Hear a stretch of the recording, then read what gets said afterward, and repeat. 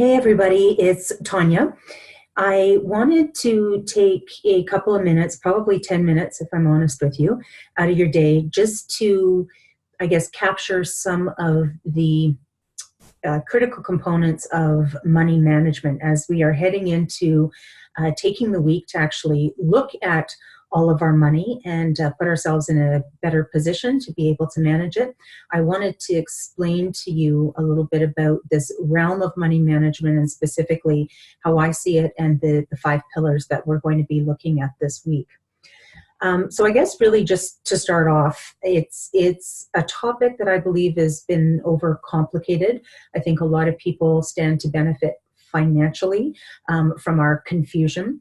And so I'm going to keep it really simple. I don't know where all of you are at specifically when it comes to money management.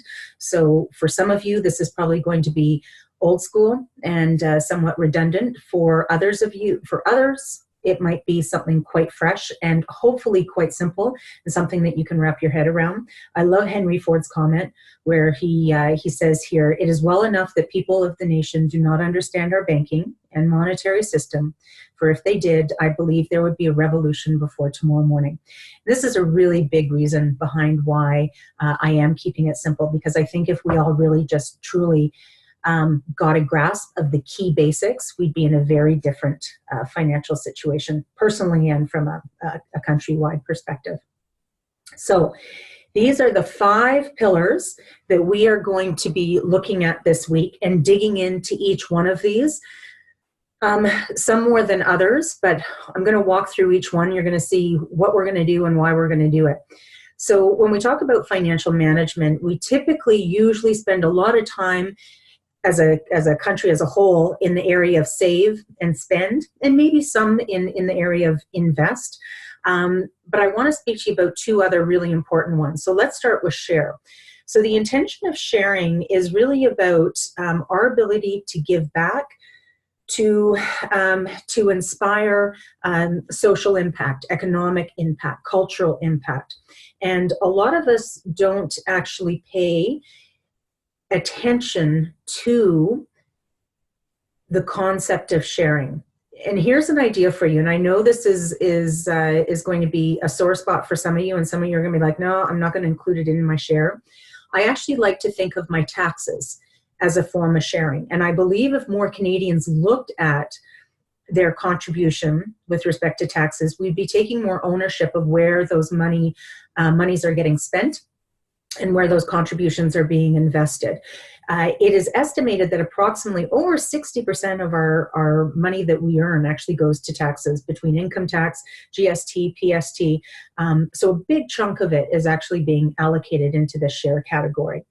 The work that we're going to do this week, we're not only going to look at taxes, but we're also going to look at where you want to start sharing your money. Because I'm going to tell you, when I work with clients, every single client who tells me that they don't have enough money to share, so let me reframe that for you.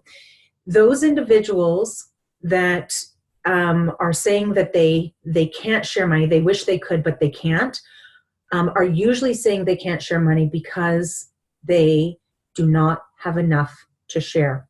So it's coming from a scarcity mindset. So we're going to be talking about this next week when we get into mindset, but these are all the flags that I listen to about hearing people when they're talking about can't do it, why they can't do it, because if they've got a scarcity mindset, we've got to figure out exactly where that came from, because we've got to change it. If you're working from a scarcity mindset right now, guess what? You're going to get more of it. So we have to start changing it. So one of the things we're going to get you to do this week, I'm going to get you to do this week, the royal we, is that I'm going to get you to get very focused with respect to where you want to share your money and how much you want to share. The other piece on this, which is interesting, and again, we talk about this in mindset, and I want to be mindful of your time, is people who do not have enough money to share, guess what else they don't have enough of? Usually time. So these things all coincide. Time, money, love, respect, appreciation, they all come from the same place. And if you're feeling lack in one area, almost guaranteed you're going to be feeling lack in all the other areas. Invest. we could spend 21 days on investing alone. We are not going to. We do not have 21 days, and I am not a financial advisor, so I will not be providing you with any financial advice on where to put your money, where to invest it. What I do want to tell you is that investing is the intention of having your money make money for you for that time, that day in which we will no longer be able to earn to take care of our financial needs. So we need to start putting money aside now and having that money make money, because if we do the math, which we will be doing the math this week under money management umbrella, we were probably going to have to save a considerable nest egg to make sure that we have enough money to take care of potentially 20 years of retirement. So this week, we're going to figure out what that number is. Now, the majority of you are entrepreneurs, and I love working with you because the other piece that you're not thinking about, almost guaranteed, is that your business is an investment. And we need you to start understanding that your business, you need to get it generating a specific amount of not necessarily revenue, but net profit, because that is going to be commensurate with the value of the business, which will then lend into your investment strategy. So I'm not going to belabor you with all that information right now. Just want you to know that this is something that we're going to look at later in the week. Spending. 3 critical areas of spending. So we've got spending on our needs, shelter, food. We have spending on wants. All of our discretionary spending. Typically, this is where we overspend. So right now, as Canadians, we are spending $1.71 for every dollar that we earn. Not acceptable. So that 71 cents comes into our spending third category, which is debt. That 71 cents is typically held on credit cards, lines of credit. Right now in Canada, on average, each individual is carrying $27,000 of consumer debt. So this week, what we are going to do is we're going to figure out not only what our needs are, we're also going to figure out what our current debt load looks like and put us on a debt repayment plan to hopefully get us out of debt within 3 years, if not sooner. And then we're actually going to look at what we need to live comfortably, knowing that we do need an allowance. We need some discretionary spend money. So we're going to take all of that into account. Lastly is save. Not lastly, obviously lastly is earn, but I want to speak to you about save. It's one of the 4 pillars of what we do with our money. Most people right now, when we talk about savings, we typically are saving to spend. We build up savings accounts to go on holidays, or if we need to fix the house, we go into our savings account. As business owners, we typically crack open the savings account. All of our RRSPs, which are actually investments, but we use all of the money that we've put aside to typically start up a business. Not a great idea. So what we are going to do with savings is an emergency fund only. Experts, their opinions range anywhere from 6 months to 12 months of having enough money to take care of your needs. I'm going to get you to start with 1 month. Typically, when we talk about 6 to 12 with my clients, they get overwhelmed and intimidated by the idea, and it just kind of shuts down the whole idea of savings. So we're going to start with 1 month and make sure that we're budgeting for it.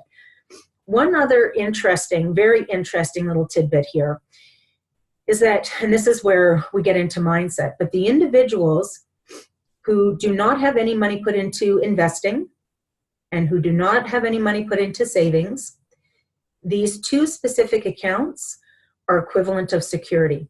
So investing is long-term security, savings is short-term security. The individuals who have grown up and who have known an unsafe environment, not just financially, whatever that looks like for them, have subconsciously chosen to keep themselves in that environment because it's familiar.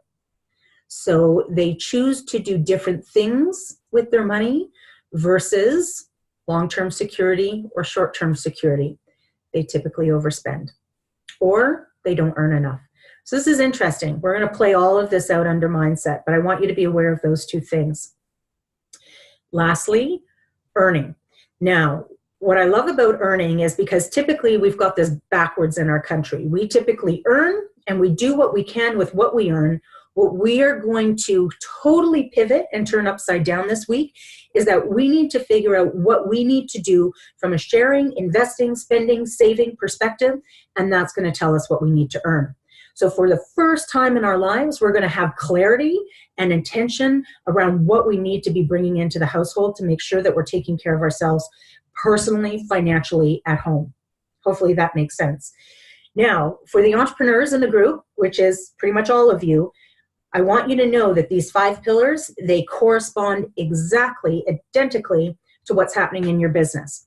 So when we look at savings, savings is typically your retained earnings. And most businesses, when they see that they have retained earnings at the end of the year, the angels come out and they decide that they're going to spend it. It's like they see money in the bank account and they're like, it's time to get the new building or that new piece of equipment, or we're going to hire that new person or launch that new product. You need to build a short-term emergency fund for your business, just like you do at home. So it won't be 1 month for business. You're going to need anywhere from 6 to 12 months for sure to make sure that you can ride out economic downturns, any sort of pivot points in our economy. Make sure that you're taking care of yourself and you're socking those your retained earnings aside. Share, absolutely, from an income tax perspective, which I spoke to, but also corporate social responsibility or social enterprise. So I have a lot of clients that talk about saving the world and, planting a tree for every 10 t-shirts that they sell. Some of these are probably going to sound really familiar to you. And unfortunately, they haven't planned for it anywhere other than taking it out of the net profit. So we actually need to make sure that we're planning to share, because otherwise it's coming out of our save account. We need to change that. Okay, net profit is basically, this is what most businesses are valued on. Yes, they're going to be valued on assets, and yes, they typically get valued on future earnings potentially or amount of revenue, but really a strong valuation models that a lot of accountants are going to use is they're going to take a look at all of your revenue minus all of your expenses. What is your net profit mark? Excuse me. And I can tell you that a lot of entrepreneurs right now are operating at less than 5% net profit. And guess what the number one expense that they're forgetting is? Owner salary. So I hope you all shouted that out, because I bet you most of you are in that situation. So as soon as an accountant or evaluator comes in and they see that you haven't been paying yourself, they're just going to add a line item saying fair market value salary for a general manager or president of this sort of business is going to be X. That's going to come off your net profit. And then more often than not, these companies go into a deficit. So a big part of my business coaching that I do with businesses, typically the planning for profit, which you'll see on the website, is building profitability models for businesses, including what you need to earn from the business. And if that's $15,000 a month and that's a fair market salary, we have to get your business in the position to be able to pay you that. So that's net profit. Our spend is obviously in our cost of goods sold, our cost of sales, however you call it, and our operating expenses. Now, this is what's interesting because, again, just like in personal finances, when you take into account what we need to save, what we need to share, what we need to invest, have as a net profit. So if we budget to have at least a 10% net profit, if not 25, and what we have to spend, that is going to tell us what our new sales goal is. This is when I'm working with business owners on marketing for profitability, and we're looking for sales targets. That's how we come up with them. So I wanted to share that with you because I know a lot of you are working with business owners, and you need to walk through this piece with them specifically. So our week together, we've got 6 days, as you know. 5 days are exercises.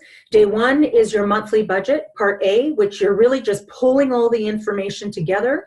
Part B is where we're actually going to take all of that financial information and put it into an Excel document and watch all the numbers add up. Day 3, this is where we actually need to start looking at not so much what our current budget is, but where we actually need to move to from a sharing, spending, saving, investing perspective. So we're going to take stock of all of your assets. And then day 4, we're going to take stock of all of your liabilities. And then once we understand those pieces, we're going to, on day 5, put together a refreshed financial plan, which is going to be our plan B. So in day 2, we'll have plan A. By the time we're done day 5, we'll have plan B. And then day 6 is going to be a day of reflection. This week is heavy lifting, and there's a lot of physical work that needs to be done this week. Next week is a lot of emotional work. So this, for a lot of people, is the hardest piece. Now, the one thing I want to caution you on is that when you get into day 4, I guess specifically, maybe even day 1 and 2, you're going to be faced with some realities that are probably going to scare you. It might even be your existing debt load, the amount of interest that you might be paying on things. It might be realizing that, oh my gosh, I need to earn a lot more than I ever thought I did. I don't want you to worry about those things. I actually just came from a client meeting where she thought her annual business expenses were going to be $150,000 and around there. They ended up being almost $300,000 when we accounted for all the true expenses. She got very worried, a little anxious, and then we just went up and did the cost of goods and the revenue targets and how she would generate that. And she's like, that's doable. That's completely doable. And we actually got her to a point where she can generate $1,008,000 in sales. Cost of goods are approximately 50%. Her operating expenses are 25%, and her net profit's going to be 25%. We just need clarity. Once we have clarity on what we need to do financially, we can make it happen. Week 2, I'm going to show you exactly how we're going to do that. So just trust me, hold tight with me, walk through these exercises, walk through your fear. We're going to get through the other side. I absolutely promise you. And we're going to have some fun doing it, I hope. Maybe not day 1 or 2. Or day 4, but I promise it's coming. That's it. I want to thank you for your time. You cannot escape the responsibility of tomorrow by evading it today. This week, we're taking care of all of that. Again, if you need to reach out, please feel free to do so. Cell phone, 713-8321. Send me a text if you have any questions. I'm here for you. I want to see you succeed. I want to see you go through these exercises. You invested the money, invest the time, and I promise you, you're gonna land in your matrix, and it is going to be something incredible that you've never experienced before. So please trust me with the process, go through the steps, and I will see you tomorrow. Bye for now.